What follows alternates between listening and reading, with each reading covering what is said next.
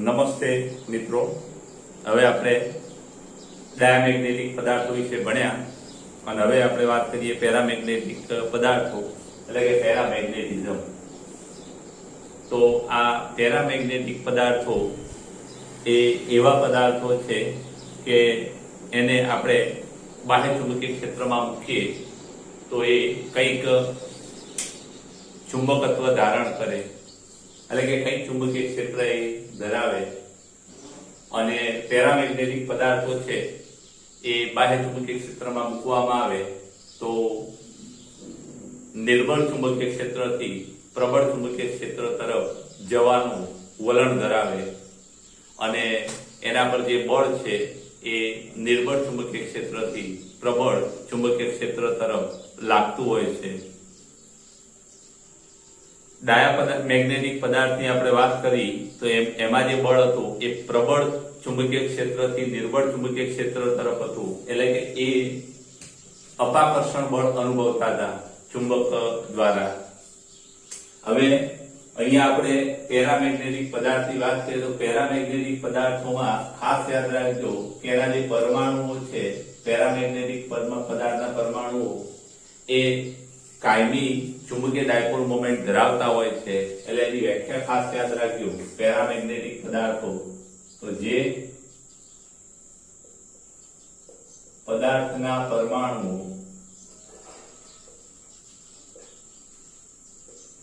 પરમાણુઓ અણુઓ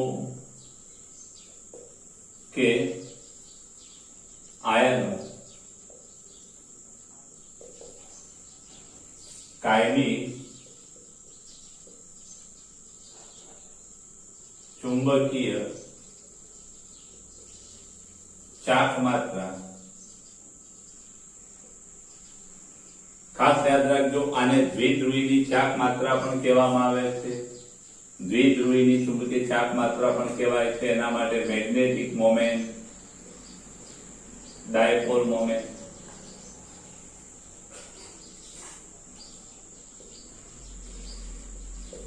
ધરાવતા હોય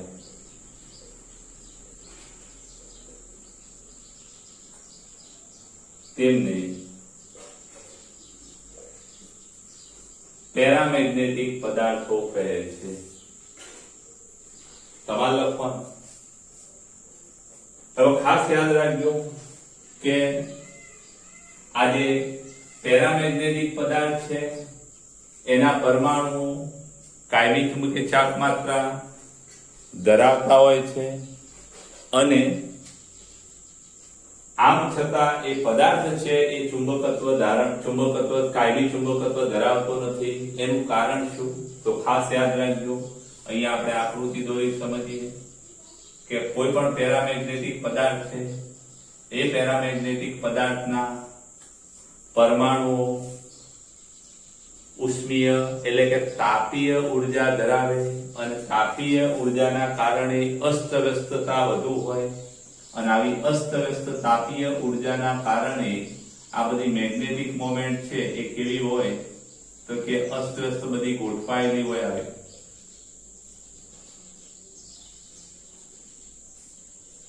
હવે આ પરમાણુની મેગ્નેટિક મોમેન્ટ આવી અસ્તવ્યસ્ત ગોઠવાયેલી હોય.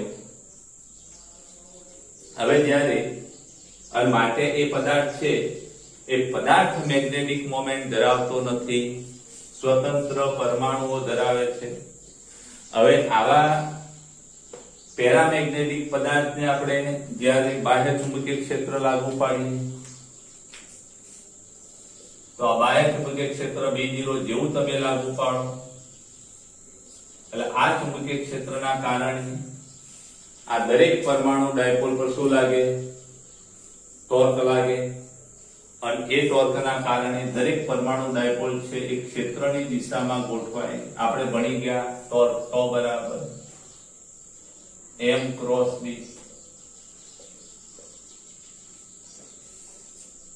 આ ટોર્કના કારણે આ બધી મેગ્નેટિક મોમેન્ટ છે એ આ દિશામાં ગોઠવવાનો પ્રયત્ન કરે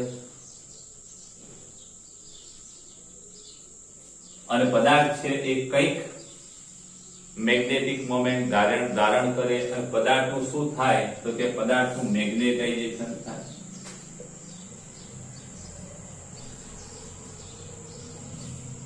પદાર્થ કઈ મેગ્નેટાઇઝેશન પ્રાપ્ત કરે છે. હવે ખાસ યાદ રાખજો કે પદાર્થમાં ઉદ્ભવેલ મેગ્નેટાઇઝેશન અથવા મેગ્નેટિક તીવ્રતા એ બાહ્ય ચુંબકીય ક્ષેત્રની દિશામાં છે, અને બાહ્ય ચુંબકીય ક્ષેત્રની દિશામાં આ ચુંબકીય ડાયપોલ મોમેન્ટ થતી હોવાથી જ્યારે આવા પદાર્થને બાહ્ય ચુંબકીય ક્ષેત્રમાં મૂકવામાં આવે તો થાય શું? તો અંદરના વિસ્તારમાં ચુંબકીય ક્ષેત્ર રેખાઓની ગીચતા વધી જાય બહારના વિસ્તાર કરતા.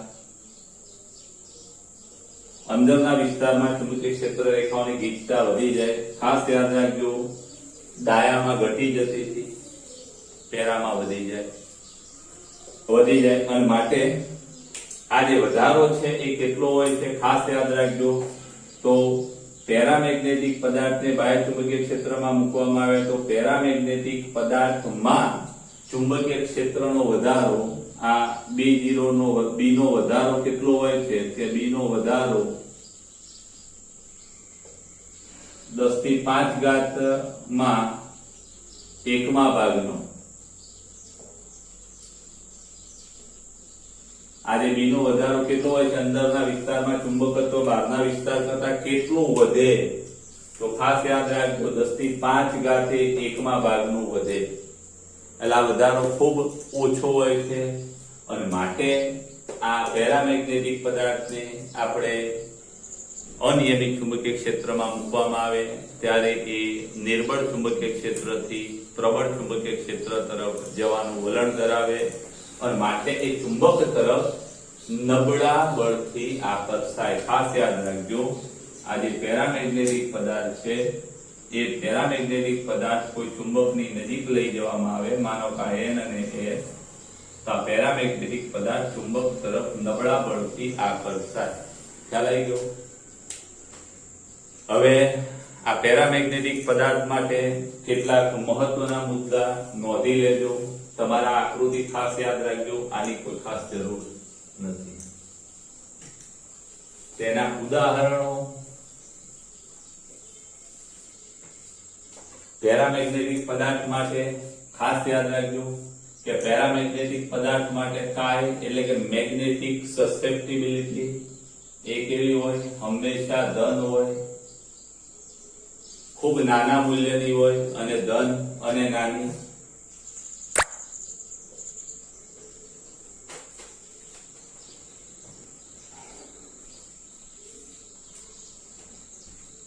ધન અને નાની હોય છે.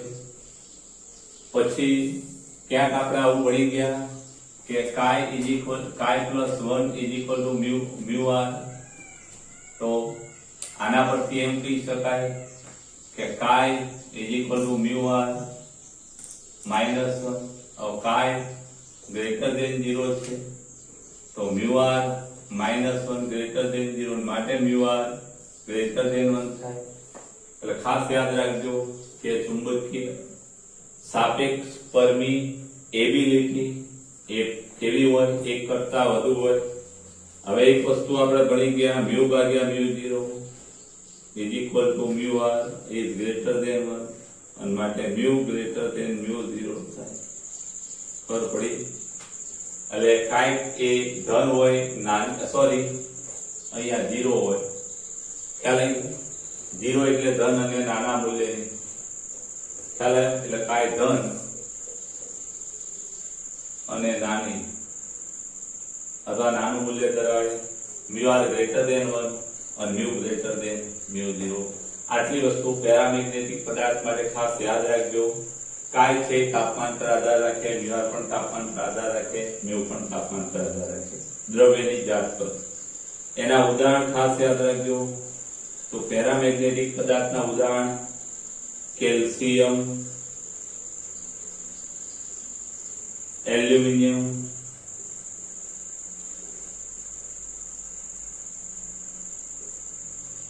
સોડિયમ,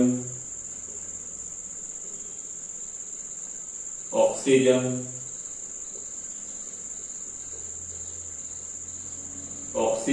H2PA કારણ કે વાયુ છે, અને કોપર ક્લોરાઇડ Cl2. ખાસ યાદ રાખજો, પેરામેગ્નેટિક પદાર્થ વિશે નોંધ લખો તો તમારે એક આ વસ્તુ આવડવી જોઈએ, આ આકૃતિ આવડવી જોઈએ. આકૃતિના વર્ણનમાં ખાલી એટલી બાબત તો આવડવી જોઈએ કે ચુંબકીય ક્ષેત્રમાં મુકતા અંદરના વિસ્તારમાં ચુંબકીય ક્ષેત્ર પ્રબળ હોય છે, નબળા ચુંબકથી પ્રબળ ચુંબક તરફ જવાનું વલણ ધરાવે, કાય જ્વાર અને મ્યુ એવા બાબત. પછી આટલી વાતો તમને ખાસ આવડવી જોઈએ. આ વાત આ કઈ રીતે મળે છે એની ગણતરી માટે આ છે, સ્ક્રીનશોટ લઈ લેજો. પરીક્ષામાં તમારે આ લખવું જરૂરી નથી, આટલું લખી દેવાનું ખાસ. હવે આ પેરામેગ્નેટિક પદાર્થ માટે આગળનો એક પ્રશ્ન, ક્યુરીનો નિયમ. તો પેરામેગ્નેટિક માટે ક્યુરીનો નિયમ લખો અને સમજાવો. તો ખાસ યાદ રાખજો, આ 2 માર્ક્સમાં પૂછાતો એક સરસ પ્રશ્ન છે, તમારે તૈયાર કરી નાખવાનો. તો પેરામેગ્નેટિક પદાર્થ માટે ક્યુરીનો નિયમ.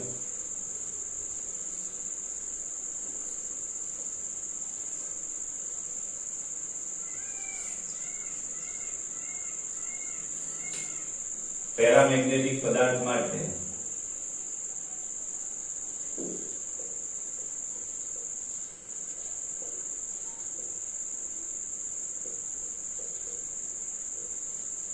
ક્યુરીનો નિયમ.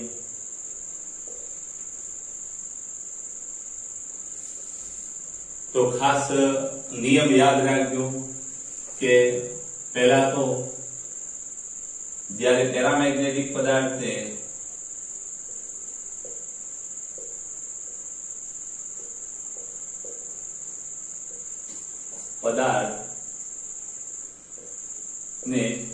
બાહ્ય ચુંબકીય ક્ષેત્રમાં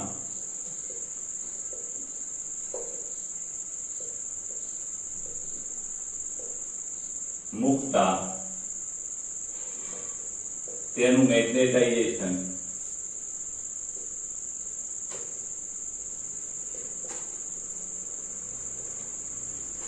M એ ચુંબકીય ક્ષેત્ર B0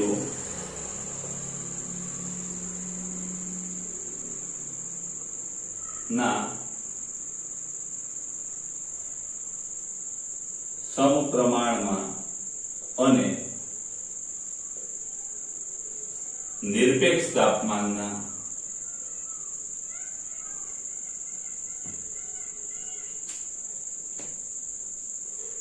વ્યસ્ત પ્રમાણમાં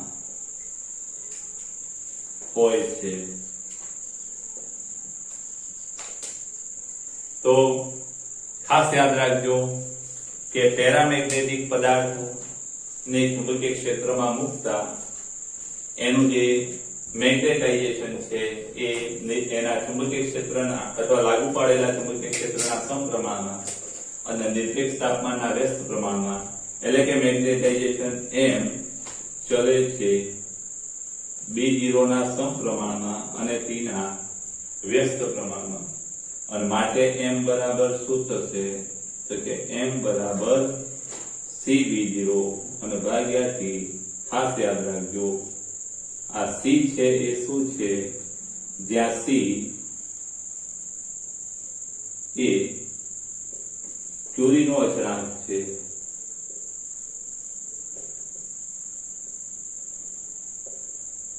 C એ ક્યુરીનો અચળાંક છે. આપણે 2 બાબતો ખાસ ભણ્યા આના આગળના લેક્ચરમાં કે મેગ્નેટાઇઝેશન M = chi H. આ chi છે ચુંબકીય એટલે કે મેગ્નેટિક સસેપ્ટિબિલિટી, અને એક બીજી બાબત કે B0 તો શૂન્યાવકાશમાં ચુંબકીય ક્ષેત્ર B0 બરાબર μ0 H. એ પણ મેગ્નેટાઇઝેશનની થિયરીમાં પહેલું જ સૂત્ર. ખાસ યાદ રાખજો. આ બેનો ઉપયોગ આમાં કરીએ એટલે આપણે એમ કહી શકીએ કે પણ આવું, અને માટે M ની જગ્યાએ શું લખાય તો કે M ની જગ્યાએ chi H લખાય = C/T અને B0 ની જગ્યાએ μ0 H, એમાં H ઉડી જશે અને માટે કાય ઇઝ ઇક્વલ ટુ શું થાય તો કે C μ0 ભાગ્યા T. આવું આપણું સૂત્ર થશે સમીકરણ નંબર 2. આ સમીકરણ 1 અને 2 એ ક્યુરીના નિયમો છે. હવે ખાસ યાદ રાખજો કે B0 નું મૂલ્ય વધારતા કે T નું મૂલ્ય ઘટાડી B0 નું મૂલ્ય વધારી કે T નું મૂલ્ય અથવા અને T નું મૂલ્ય ઘટાડી આ વધે આ ઘટે એટલે એમ વધે ઘટાડી અને m નું મૂલ્ય એ સંતૃપ્ત મેગ્નેટાઇઝેશન સુધી વધારી શકાય છે. અને આ સંતૃપ્ત મેગ્નેટાઇઝેશન પ્રાપ્ત થાય ત્યાર પછી તાપમાનમાં ઘટાડો કરવામાં આવે કે ચુંબકીય ક્ષેત્રમાં વધારો કરવામાં આવે તો પણ મેગ્નેટાઇઝેશન પછી વધતું નથી. એટલે કે સંતૃપ્ત મેગ્નેટાઇઝેશન પ્રાપ્ત થયા પછી ક્યુરીનો નિયમ જળવાતો નથી. આ એક બાબત ખાસ યાદ રાખજો.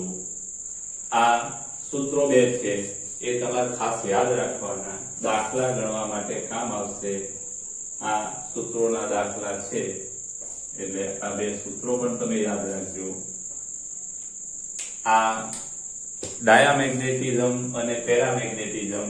ડાયામેગ્નેટિઝમમાં એક જ પ્રશ્ન છે, પેરામેગ્નેટિઝમમાં 2 પ્રશ્ન છે. એમાં બીજો પ્રશ્ન બહુ અગત્યનો છે, તમારે આ કરી નાખવાનો, સ્ક્રીનશોટ લઈ અને સારા અક્ષરે ઉતારી નાખવાનો.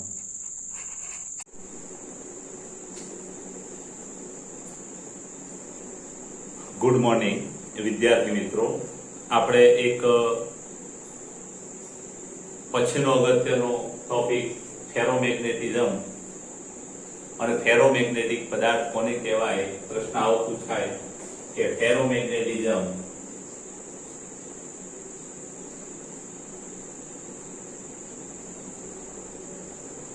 અને ફેરોમેગ્નેટિક સમજાવો પદાર્થો અથવા ફેરોમેગ્નેટિક પદાર્થો વિશે નોંધ લખો. તો ખાસ યાદ રાખજો કે આ ફેરોમેગ્નેટિક પદાર્થ એને આપણે ચુંબકીય ક્ષેત્રમાં મૂકવામાં આવે તો એ ફેરોમેગ્નેટિક પદાર્થ છે એ પ્રબળ ચુંબકત્વ ધારણ કરે. ખાસ યાદ રાખજો, બીજા બધા ચુંબકત્વ ધારણ કરે પણ નિર્બળ હતું, આ પ્રબળ ચુંબકત્વ ધારણ કરે.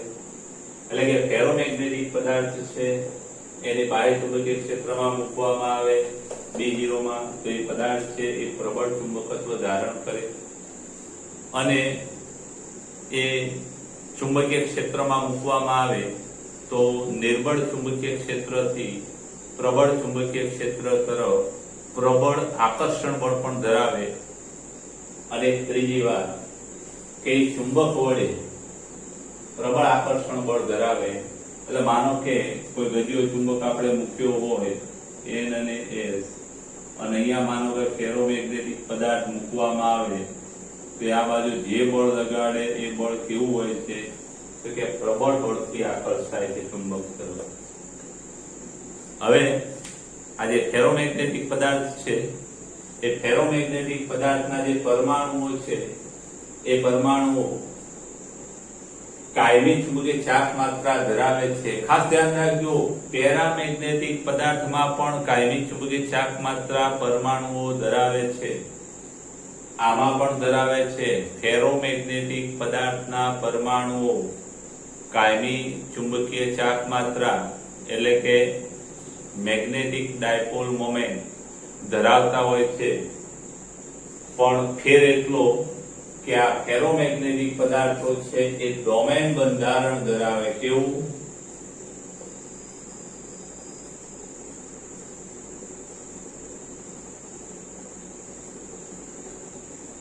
એટલે કે ફેરોમેગ્નેટિક પદાર્થો છે એ ડોમેન ધરાવે.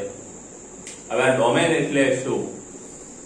તો ડોમેન એટલે તો આ જે ફેરોમેગ્નેટિક પદાર્થના પરમાણુઓ છે એ પરમાણુઓ પડોશી પરમાણુઓ સાથે એવી આંતરક્રિયા કરે કે એ પડોશી પરમાણુઓની મેગ્નેટિક મોમેન્ટ છે એ એક જ દિશામાં હોય.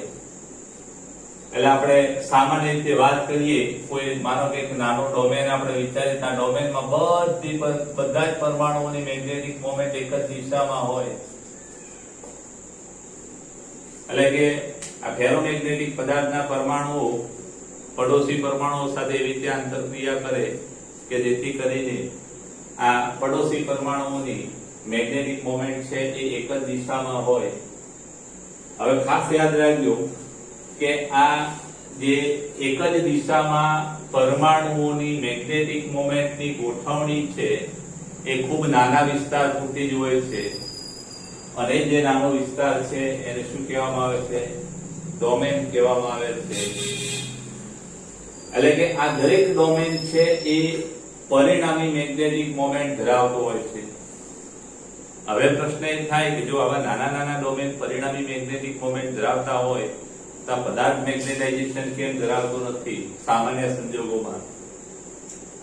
તો આ દરેક ડોમેન છે એ પરિણામી મેગ્નેટિક મોમેન્ટ ધરાવતો હોય છે, પણ સામાન્ય સંજોગોમાં આ બધા જ ડોમેન કેવા હોય છે કે અસ્તવ્યસ્ત ગોઠવણી ધરાવતા હોય છે. કોઈની મેગ્નેટિક મોમેન્ટ આમ છે, કોઈની આમ છે, કોઈની આમ છે.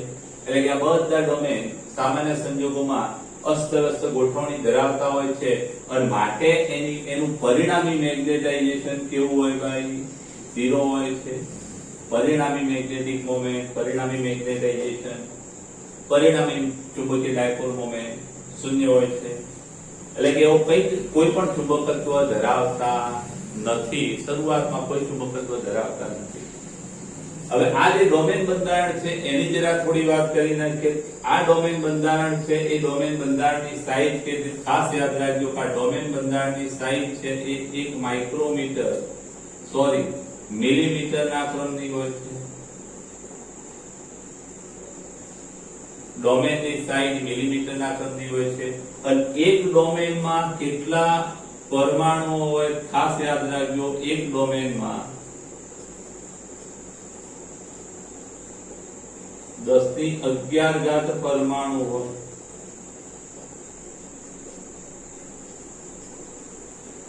આ ડોમેન બંધારણની વાત ખોટી નથી. આપણે લોખંડ કે નિકલના ખૂબ નાના નાના કણોનો ભૂકો લેવામાં આવે અને એ ભૂકાનું જો કલીલ દ્રાવણ આપણે બનાવીએ તો આ કલીલ દ્રાવણમાં આ કલીલ દ્રાવણને આપણે જો માઇક્રોસ્કોપથી જોઈએ તો બાહ્ય ચુંબકીય ક્ષેત્રમાં મૂકવામાં આવે તો આ જે ડોમેનની અસર છે એ આપણે જોઈ શકીએ છીએ. હવે આ જે ફેરોમેગ્નેટિક પદાર્થ છે એને બાહ્ય ચુંબકીય ક્ષેત્ર B0 લાગુ પાડવામાં આવે ત્યારે શું થાય? તો જ્યારે બાહ્ય ચુંબકીય ક્ષેત્ર B0 લાગુ પાડવામાં આવે ત્યારે આ બધા ડોમેન છે એ ડોમેન એક જ દિશામાં ગોઠવાતા જાય અને એક જ દિશામાં ગોઠવાતા જાય એટલે થાય શું? તો કે પરિણામે આ ડોમેન છે એ વિસ્તરતો જાય. આ બધી મેગ્નેટિક મોમેન્ટ આમ છે, કોઈની આમ છે. હવે આમાં તમે જો બધાની એક જ દિશા તરફ દેખાય છે એટલે આપણે એમ કહી શકીએ કે બાહ્ય ચુંબકીય ક્ષેત્ર લાગુ પાડવામાં આવે તેમાં ડોમેન વિસ્તાર ડોમેન છે એ બધા બાહ્ય ચુંબકીય ક્ષેત્રની દિશામાં ગોઠવાતા જાય અને એક પરિસ્થિતિ એવી આવે કે આ પદાર્થ છે એ સંપૂર્ણ ડોમેન બની જાય અથવા એક જ ડોમેનની જેમ વર્તે અથવા વિશાળ ડોમેન બને અને પદાર્થ છે એ મહત્તમ અથવા સંતૃપ્ત મેગ્નેટાઇઝેશન પ્રાપ્ત કરે. ખાસ યાદ રાખજો. એટલે આમાં પણ સંતૃપ્ત મેગ્નેટાઇઝેશન આવે અને આ જે મેગ્નેટાઇઝેશન છે ખૂબ પ્રબળ હોય છે ડોમેન બંધારણના કારણે. એટલે આ ફેરોમેગ્નેટિક પદાર્થને બાહ્ય ચુંબકીય ક્ષેત્રમાં મૂકવામાં આવે તો તેના અંદરના વિસ્તારમાં ચુંબકીય ક્ષેત્ર ખૂબ પ્રબળ હોય છે. ખાસ યાદ રાખજો, અંદરના વિસ્તારમાં ચુંબકીય ક્ષેત્રની પ્રબળતા ખૂબ હોય છે અને એના કારણે એ ચુંબકીય ક્ષેત્રમાં નિર્બળ ચુંબકીય ક્ષેત્રથી પ્રબળ ચુંબકીય ક્ષેત્ર તરફ પ્રબળ બળ અનુભવે, એટલે કે ગજિયા ચુંબક તરફ અથવા ચુંબક તરફ એ પ્રબળ આકર્ષણ બળ ધરાવે. એના ખાસ ઉદાહરણો યાદ રાખજો તો કે લોખંડ, કોબાલ્ટ, નિકલ, ગેડોલિનિયમ એટલે કે જીડી જેનો પરમાણુ ક્રમાંક 64 છે અને ડિસ્પોસિયમ ડીવાય કે જેનો પરમાણુ ક્રમાંક 66 છે. અને આ ફેરોમેગ્નેટિક પદાર્થ માટે કેટલીક યાદ રાખવા જેવી બાબતો પણ તમે યાદ રાખજો કે આ જે ફેરોમેગ્નેટિક પદાર્થ છે એના માટે આપણે કાયનું મૂલ્ય ખૂબ જ મોટું, આ 0 નહીં એક લખશો તો પણ ચાલશે. કાયનું મૂલ્ય ખૂબ જ મોટું, મ્યુ આર પણ ખૂબ જ મોટો અને mu much greater than mu. ખાસ યાદ રાખજો આ ફેરોમેગ્નેટિક પદાર્થ માટે કાય, મ્યુઆર અને મ્યુ બધા ખૂબ મોટા હોય છે. તો આટલી વસ્તુ ખાસ તમે યાદ રાખજો. હવે આ પ્રશ્ન પૂછાય કે ફેરોમેગ્નેટિઝમ અને ફેરોમેગ્નેટિક પદાર્થો સમજાવો તો તમારે આટલી વસ્તુ આકૃતિ દોરીને આટલી વસ્તુ ખાસ સમજાવવાની. એના પછી એના પ્રકારની વાત આપણે કરીએ. સ્ક્રીનશોટ લઈ લેજો.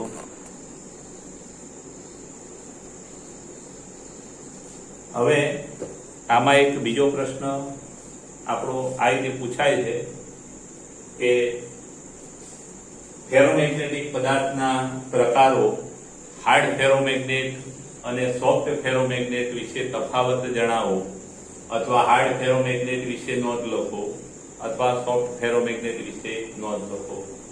એમ પૂછાય કે કાયમી ચુંબકોમાં પણ આ જ આવે અને ઇલેક્ટ્રોમેગ્નેટ્સમાં આ આવે. એટલે પાછળ આગળ એના પછીનો પ્રશ્ન છે એમાં પણ ઇલેક્ટ્રોમેગ્નેટ્સમાં આપણે આની વાત કરીશું અને કાયમી ચુંબકોમાં આની.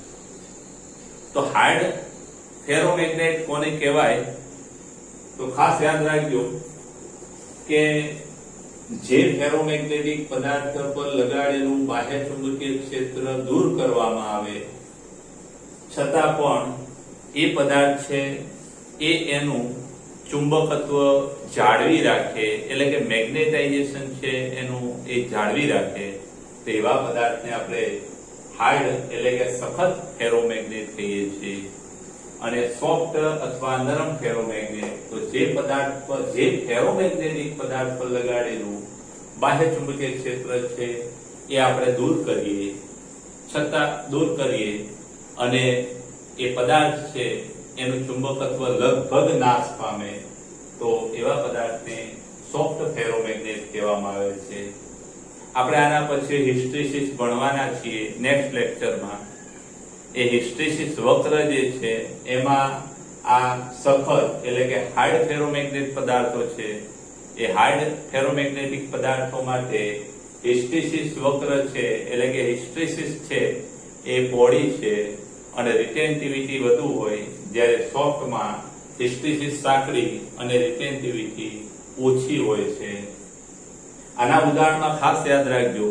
હાર્ડ ફેરોમેગ્નેટમાં કયો તો કે એલ્નિકો એ મિશ્ર ધાતુ છે.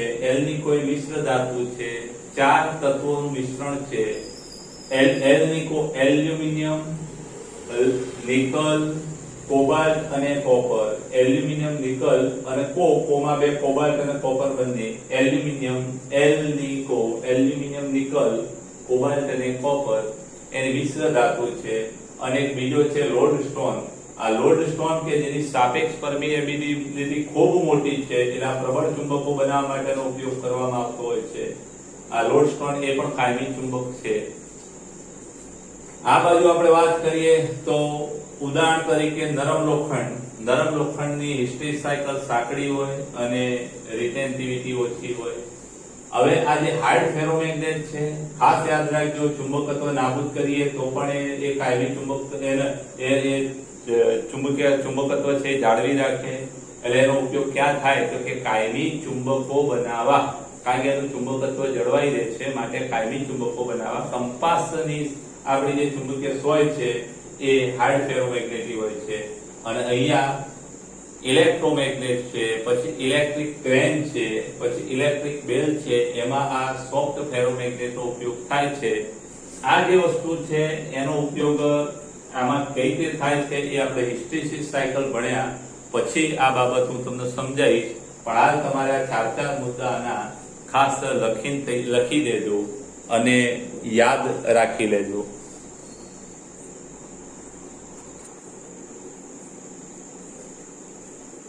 હવે આમાં એક નાનો 2 માર્ક્સમાં પૂછાયેલો પ્રશ્ન, ક્યુરીનો નિયમ, ફેરોમેગ્નેટિક પદાર્થ માટે ક્યુરીનો નિયમ અને ક્યુરી તાપમાન સમજાવો.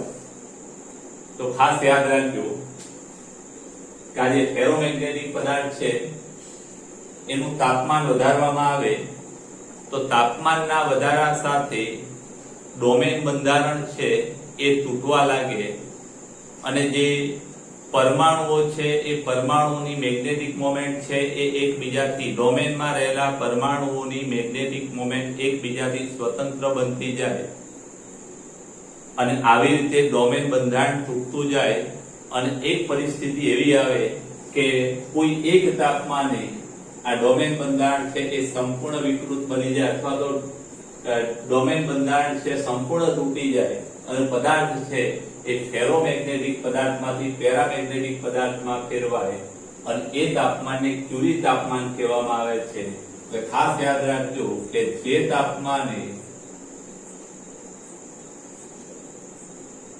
ફેરોમેગ્નેટિક પદાર્થ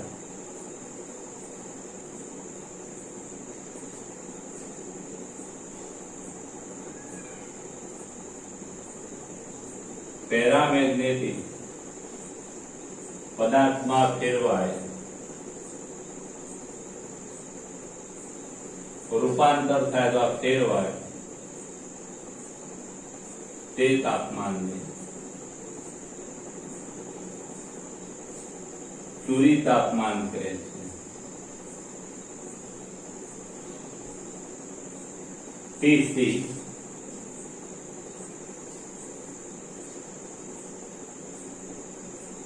અને એક વસ્તુ ખાસ યાદ રાખજો કે ક્યુરી તાપમાને પદાર્થ છે એ પેરામેગ્નેટિક પદાર્થમાં ફેરવાય અને ક્યુરી તાપમાન પછીના તાપમાને તો ક્યુરી તાપમાન કરતા ઊંચા તાપમાને આ પેરામેગ્નેટિક પદાર્થમાં ફેરવાયા પછી ક્યુરીનો નિયમ આવો છે કે કાય બરાબર ક્યુરીનો અચળાંક C/T - Tc.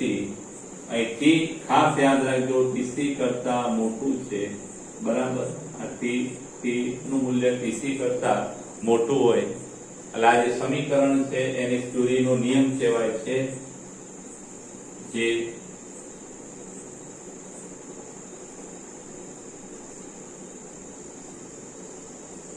એટલે કે આના માટે પણ કાય છે તાપમાન પર આધાર રાખે. ચલો આટલી વાત જરા ખાસ યાદ રાખજો. આમાં બીજું કશું છે નહીં. તાપમાનના વધારા સાથે ડોમેનમાં રહેલી પરમાણુ ડાયપોલ છે એ બધી અસ્તવ્યસ્ત બને અને ડોમેન બંધારણ તૂટવા લાગે. તાપમાનના કોઈ એક મૂલ્ય માટે ડોમેન બંધારણ સંપૂર્ણ તૂટી જાય. દરેક પરમાણુ સ્વતંત્ર મેગ્નેટિક મોમેન્ટ ધરાવે અને પરમાણુઓ સ્વતંત્ર મેગ્નેટિક મોમેન્ટ ધરાવે એટલે એવા પદાર્થને પેરામેગ્નેટિક કહેવાય. પેરામેગ્નેટિક અને ફેરોમેગ્નેટિકમાં ફેર એટલો કે બંને પદાર્થોના પરમાણુઓ મેગ્નેટિક મોમેન્ટ એટલે કે ચુંબકીય દ્વિધ્રુવી ચાક માત્રા ધરાવે પણ ફેરોમેગ્નેટિક છે ડોમેન બંધારણ ધરાવે જ્યારે પેરામેગ્નેટિક છે ડોમેન બંધારણ ધરાવે નહીં. હવે તાપમાન વધારતા ડોમેન બંધારણ તૂટી ગયું એટલે ડોમેન બંધારણ રહ્યું નથી, પરમાણુ સ્વતંત્ર ચુંબકીય ચાક માત્રા ધરાવે એટલે પદાર્થ કયામાં ફેરવાઈ ગયો? પેરામેગ્નેટિક પદાર્થમાં. એટલે પેરામેગ્નેટિક પદાર્થમાં જે તાપમાને ફેરોમેગ્નેટિક પદાર્થ પેરામેગ્નેટિક પદાર્થમાં ફેરવાય એને આપણે ક્યુરી તાપમાન કહીએ છીએ. અને ક્યુરી તાપમાન પછી આ પદાર્થ માટે ક્યુરીનો નિયમ કંઈક આવો છે, કાય બરાબર C/T - Tc. તાપમાન છે એ Tc કરતા મોટું હોવું જોઈએ. આ ક્યુરીનો નિયમ સમજાવો અથવા ક્યુરી તાપમાન સમજાવો તો તમારે આ પ્રશ્ન તૈયાર કરી નાખવાનો. ચાલો સ્ક્રીનશોટ લઈ અને ઉતારી દેજો.